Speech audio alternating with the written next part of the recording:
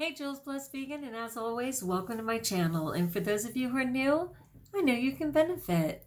So, of course, we're in the middle of the October challenge, where we are either losing or gaining inches depending on the needs of our body. So make sure you have that tape measure, that you took some time to measure some part that you're interested in, and continue the quest until November 4th when we go ahead and see where we're at. The other one was doing, of course, our Rainbow Produce Challenge, where you are just trying to incorporate more loveliness in the form of fruit and vegetables into your daily diet.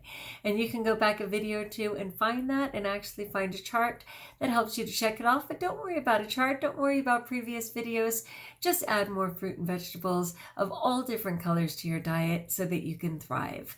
And finally, I started a 3-part talk on shame because it's something that I struggle with. So yesterday, this is called 10 life-changing ways to move through shame. And it has 10 different components, and each one of them actually has a practice to actually pause and put into practice what it is trying to teach you.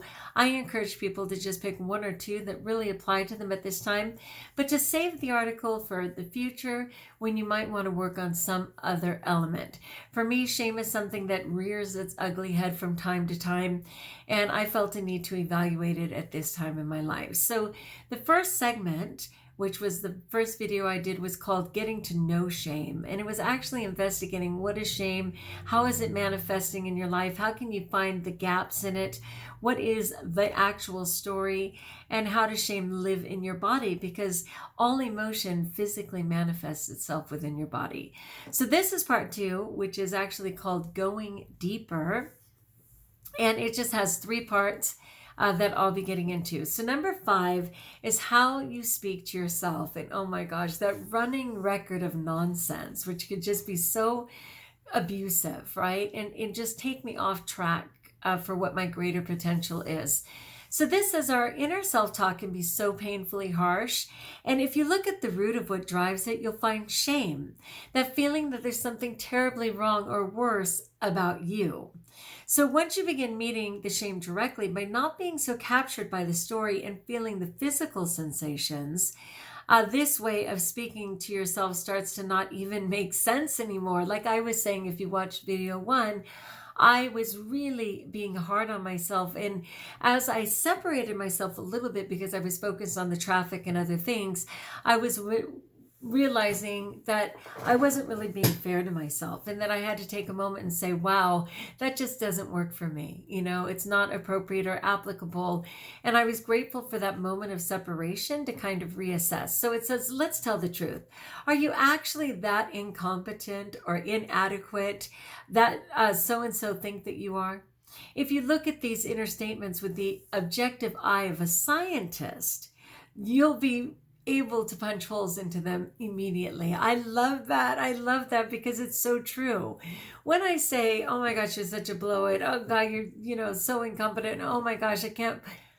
Anyone across the board being compared to my skill level would not be able to say that, would not be able to affirm that as true. So I really appreciate that. Get objective, use the scientific eye and say, is this really true for you? Or are these old records of the past? Are these old perceptions you had of what people thought of you? You know, oh, I appreciate that. So here's the practice. It actually says, okay, by now this negative self-talk is a habit that needs your attention, and the more intelligent focus you give it, the more it will unravel.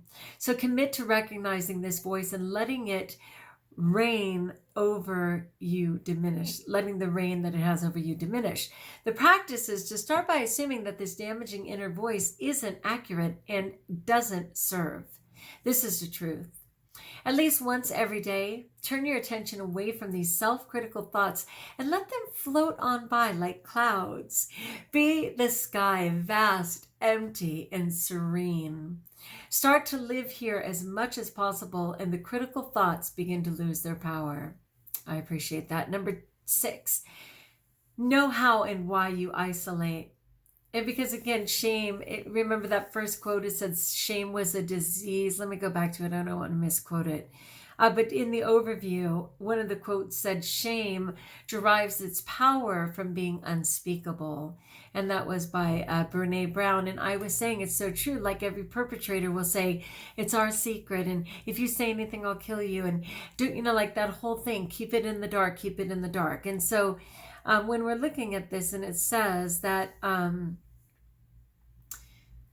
start to live here as much as possible, and the critical thoughts begin to lose their power, which I really appreciate from the last one, and finally know how and why you're actually isolating, which is so typical for a compulsive overeater, right? Anyone with any disease who binges their head off in their car, who hides in the bathroom for that quick fix, like all those things.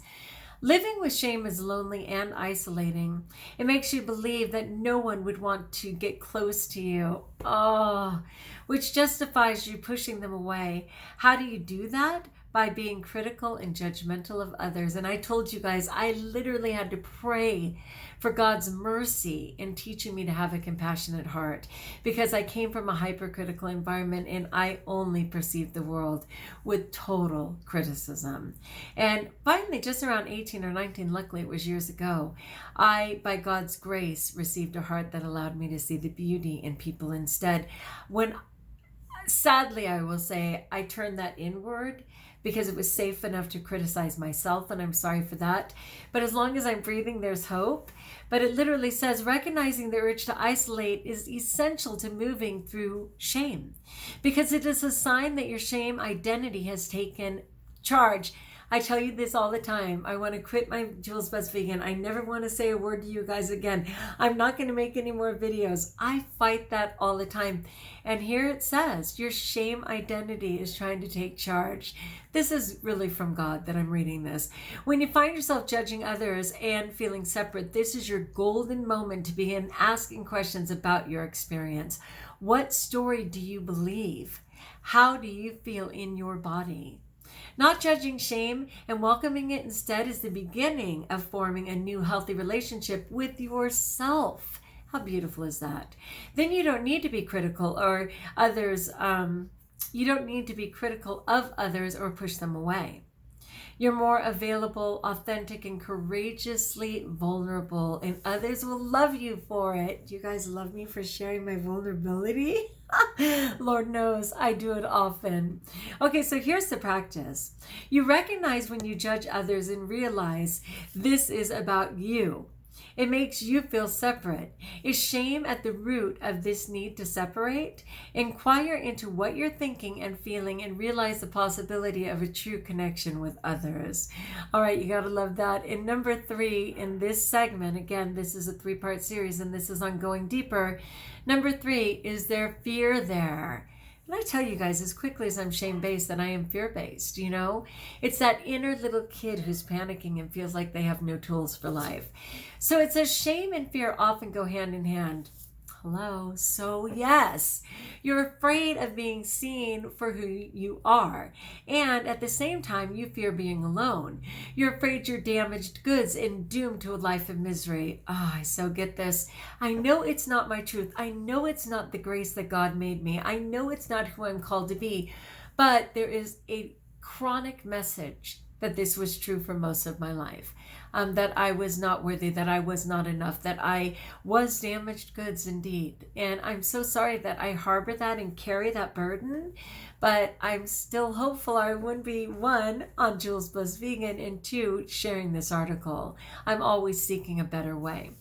So it says, as you get to know shame, become aware of various fears that may be lurking. Bring fear too out of the shadows and meet it lovingly. So I'm a super competent person in life. I'm a problem solver. I help people every single day to get to where they need to go. I am fearless and fierce when I feel that someone I love is threatened or there's injustice going down in front of me. And yet for myself, I am not that fearless person because I'll come from my inner child. So I need to continue to separate that. Okay, practice. Check to see if fear is present. Let down your resistance and allow it in, especially how it appears in your body. Like a long-lost child returning home, embrace the fear and let it be there for as long as it wants to. But that depends on allowing you to sit with it and feel it versus acting out on it, which are two very different things. Anyway, tomorrow we'll be doing moving forward. Can't wait, you guys. What are you thinking? This was powerful. If you're not fear-based, yay you. If you're not someone who suffers from shame, praise God. How blessed is that? But if you can relate to this at all, I would love to know in the comments below. As always, like if you like, join us if you haven't, subscribe. Let me know in the comments below how I may support you, especially in prayer. And until we talk again, my friends, I am all in on letting shame go and understanding it better. And best of all, know that you are blessed.